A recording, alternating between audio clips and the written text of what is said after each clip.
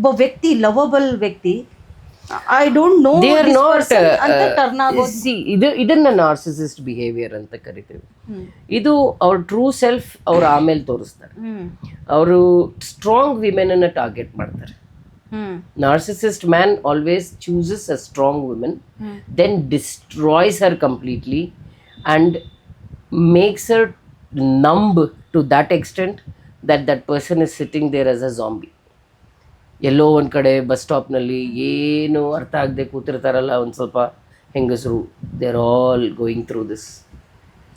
ನಾನು ಎಷ್ಟೋ ಜನನ ಅಂಥ ಟೈಮ್ನಲ್ಲಿ ಕೂತ್ಕೊಂಡು ಮಾತಾಡಿ ಅವ್ರನ್ನ ಆಮೇಲೆ ಥೆರಪಿಗೆ ಕರ್ಕೊಂಬಂದು ಅವ್ರಿಗೆ ದುಡ್ಡು ಕೊಡೋಕೆ ಇಲ್ಲದೇ ಇದ್ರೂ ಪರವಾಗಿಲ್ಲ ಅವ್ರಿಗೆ ಥೆರಪಿ ಮಾಡಿ ಅವ್ರಿಗೆ ಸರಿ ಮಾಡಿ ಕಳಿಸಿದ್ದೀನಿ.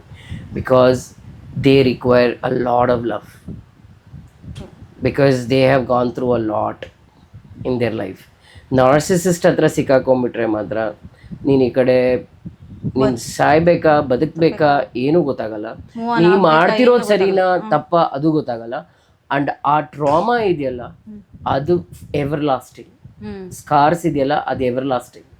ಅವ್ರು ಅಬ್ಯೂಸಿವ್ ಆಗಿರ್ಬೋದು, ಮೆಂಟಲ್ ಅಬ್ಯೂಸಿವ್ ಆಗಿರ್ಬೋದು, ಫಿಸಿಕಲ್ ಅಬ್ಯೂಸಿವ್ ಆಗಿರ್ಬೋದು, ಇಲ್ಲ ಏನೂ ಇಲ್ಲ, ಎಮೋಷ್ನಲಿ ನಿನ್ನನ್ನು ಸ್ಟಾವ್ ಮಾಡಿಸ್ಬೋದು, ಮಾತಾಡೋದಿಲ್ಲ, ವರ್ಷಾಂಗಟ್ಲೆ ಮಾತಾಡೋದಿಲ್ಲ, ಹಾಗೆ ಎಮೋಷ್ನಲಿ ಸ್ಟಾವಿಂಗು, ಮೆಂಟಲಿ ಅಬ್ಯೂಸಿವ್, ಈ ಥರ ಕೆಟ್ಟ ವರ್ಡ್ಸ್ ಯೂಸ್ ಮಾಡೋದು, you are looking like a prostitute ಅನ್ನೋದು, ಈ ಥರ ಎಲ್ಲ ತುಂಬ ನೋಡಿದ್ದೀನಿ.